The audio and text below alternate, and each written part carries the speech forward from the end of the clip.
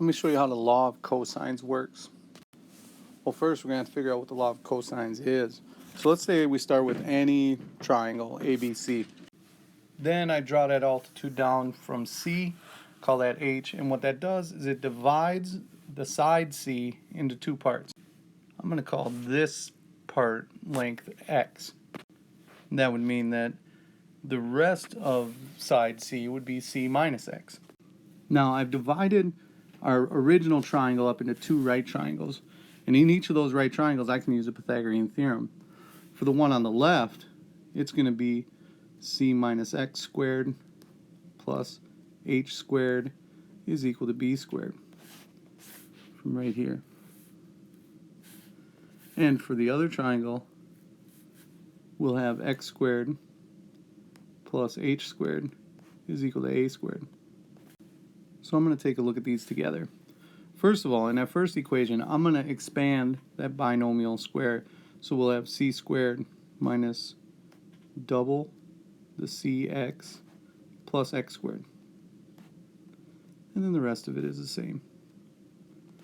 And in the second equation, I'll leave that alone as X squared plus H squared is equal to A squared. Oh, and I see a little substitution that I could use. I have X plus H right here and right here. So I'm going to substitute that A squared into the first equation. Then that's going to turn into C squared minus 2CX plus A squared is equal to B squared. So far I got a pretty good formula cooking here where all the variables I'm using are just side lengths except for that little X.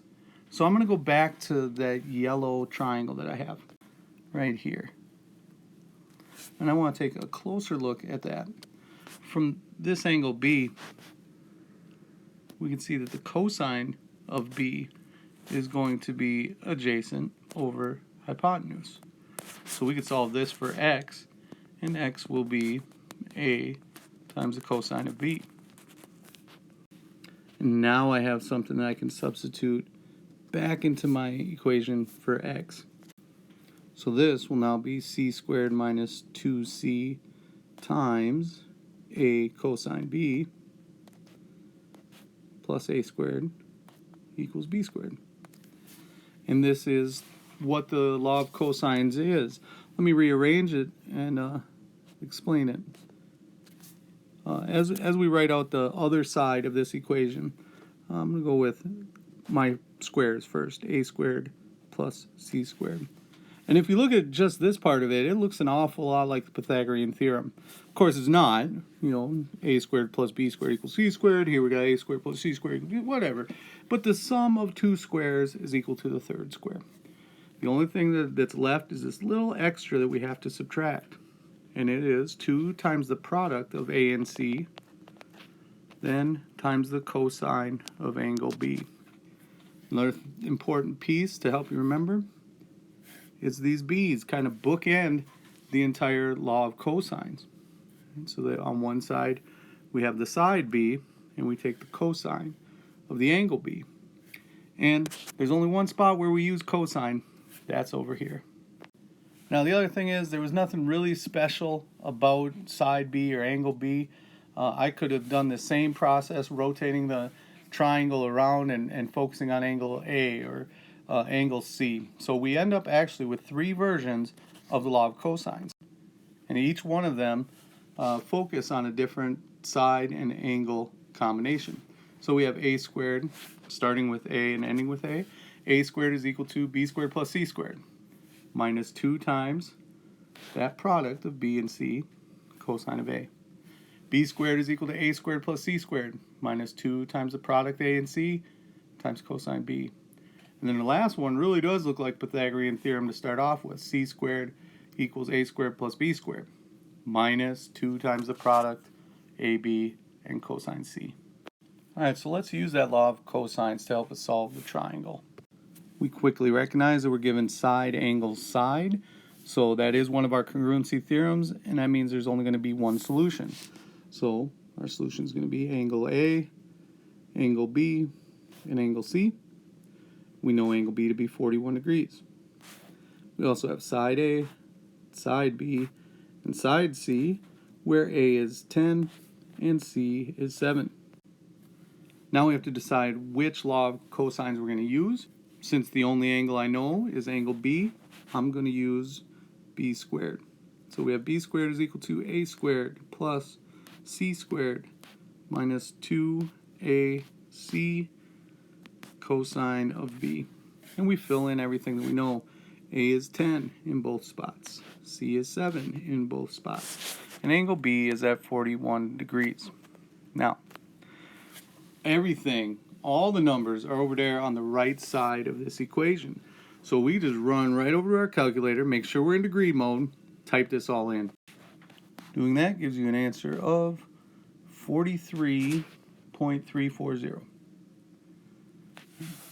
But, wait a minute, side B can't be 43.340 because it looks like side A is our longest side. And also, I mean, with side A being 10 and side C being 7, having the third side be 40 is just impossible. That's because this 43.340 is not B, it's B squared. So we still have to take the square root of both sides, and that'll leave us with 6.583. Once we have that one side, now we have this pair. And you have to have a pair in order to use law of sines. I'm going to use law of sines to find angle C. So we'll have side C over the sine of C is equal to B, 6.583, over the sine of B. And now we just have to solve like we did before. Cross multiply first. So 6.583 sine of C and 7 times the sine of 41. Divide by that 6. I'll get those two to cancel. And we're just left with sine. So to get C alone, I'm going to use the inverse sine of that big ugly fraction. 7 sine of 41 degrees over 6.583. And if you calculate that all correctly, you should get angle C to have a measure of 44.233 degrees. Last step in finding that last angle, for angle A, we know the triangle's got 180 degrees. I've already used that 44.233 and 41. So we subtract them from 180 and we're left with 94.767 degrees. And before we leave, we quickly check to make sure that our largest angle is paired with our largest side and our smallest angle is paired with our smallest side. So we can be fairly confident we have the right answer. Let's try this one where we're given all three sides of the triangle but no angles. So we'll get it ready. I don't know any of our three angles, but I do know that side A is 5, side B is 13, and side C is 9. Now, it doesn't matter which one we start with, so I'm just going to start from the top and work my way down. So, if I want to find angle A, I'm going to use the law of cosines that starts with A squared is equal to B squared plus C squared minus 2BC, so 13 and 9 cosine of A. Now be real careful. Like the most common mistake I see when people do this problem is they take all of this and calculate it all out because cosine is the only thing that's got a variable in it. But pay close attention. If we do it correctly, we should have 25 is equal to 169 plus 81 minus 234 cosine of A. Then if we combine like terms, we should have 250 minus 234 cosine of A. And what's funny is even still at this point, I'll have people that will try and put those two together. But you can't. I mean, if you had 2 is equal to 25 minus 23x, you wouldn't put that 25 and the 23 together. See, the second term is the term that has the variable in it. The first term doesn't have a variable in it. So we can't do any combining of these two terms. Instead, what we have to do is take it in two separate steps. First, we would subtract 250 from both sides. So we'd have negative 225 is equal to negative 234 cosine of A. That negative 234 is a coefficient. So we have to divide both sides by negative 234 to get those two to cancel. Finally, to get A alone, we have to get rid of the cosine. So we'll use inverse cosine of that fraction.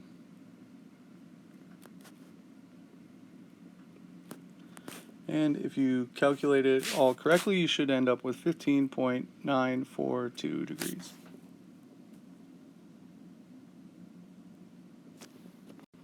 Awesome. Now I got a pair. So we can move on to using law of sines in order to find angle B. And with law of sines, we'll go 5 over the sine of 15.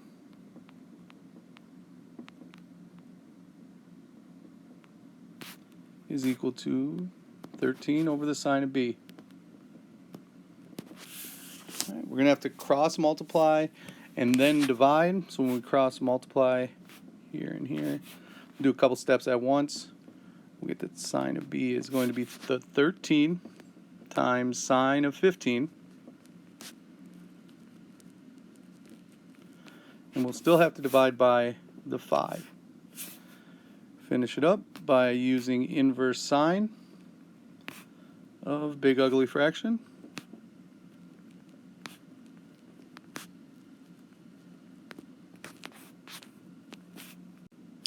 And we get that B is equal to 45.572. But wait, some big red flags should show up. I got that B is a 45-degree angle, and if I look at this picture, there's no way that that's a 45-degree angle. It's got to be obtuse. So that's one of the drawbacks of using inverse sine. See, when you take the inverse sine of something, the only values that it can possibly put out are going to be from negative 90 degrees to positive 90 degrees. It can't go past 90 degrees, so it can't give you an obtuse angle. Technically, the angle that we did find would be this exterior angle right here. In order to correct our answer at this point, all we have to do is take 180 degrees for the straight line and subtract off that 45 degrees that we just found, and you're left with 134.428 degrees. Then we'll just be left with angle C. So we start with the 180 degrees there in a triangle, subtract off the 15 that we've already used, and the 134 that we've already used, and we're left with 29.630 degrees. Let's try a couple more to get really, really good at this. I'm going to set up my answer, angle A, angle B, angle C. And I notice again, I got all the sides, but I don't have any of the angles. So side A is 8, side B is 9, and side C is 10. This time I'm not going to let the whole obtuse angle thing get me. The way to avoid it is to go for the biggest angle first. Now it looks like all three of these angles are going to be acute, so we wouldn't run into that problem. But to be certain, always shoot for the biggest angle first. So I'll use C squared is equal to A squared plus B squared minus 2AB cosine of C. When you're calculating, take it in a couple pieces. We do know that we can put these two together. So 64 plus 81 is going to be 145. And 16 times 9 makes 144. Oh man, I want those 145 minus 141 to be just one cosine of c, but of course it can't be. So we have to subtract 145 first.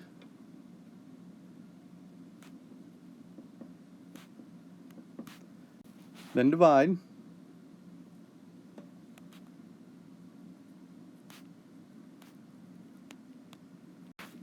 Then c is going to be the inverse cosine of 45 over 144, which is 71.790 degrees. Since we've already found the largest degree measure in the triangle, it doesn't matter which one we go after, so I'm just going to start from the top and work my way down using the law of sines. 10 over the sine of c is equal to a over the sine of a. Now we can cross multiply and divide. So when we cross multiply, we would have 8 times the sine of the 71 is equal to 10 times the sine of a. So I'll divide by 10 right now. And a is going to be the inverse sine of all that.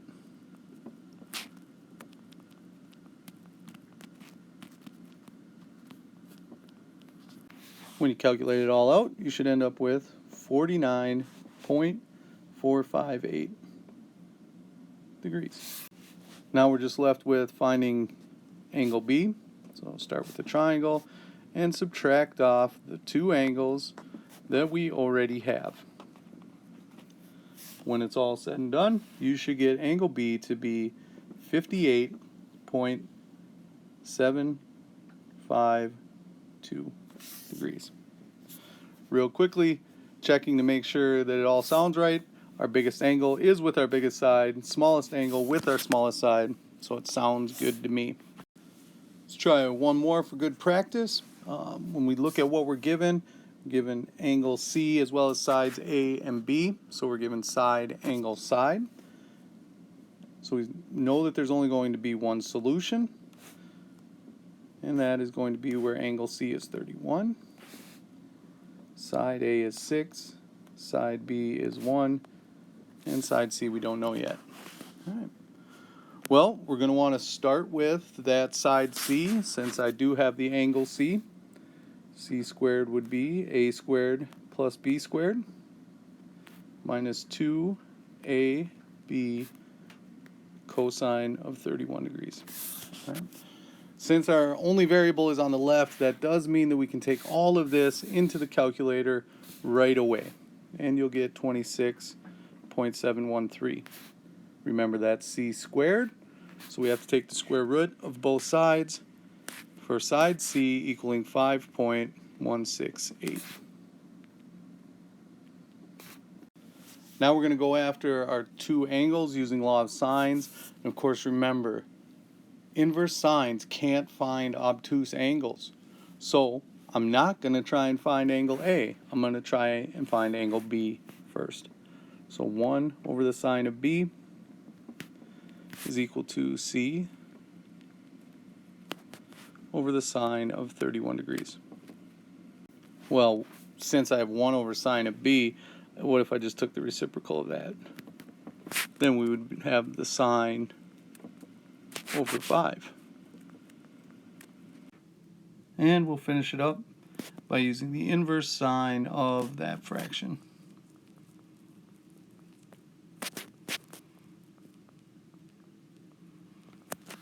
Once it's all said and done, calculate it all out, you should end up with angle B being 5.718 degrees. Almost finished. To find angle A, start with the 180 degrees there in the triangle. I've already used 31 and 5, so I'm going to subtract off that 36.718, and we should be left with 282 degrees. Real quickly, looks like our largest angle is with our largest side, and the smallest angle with our smallest side. And we're done.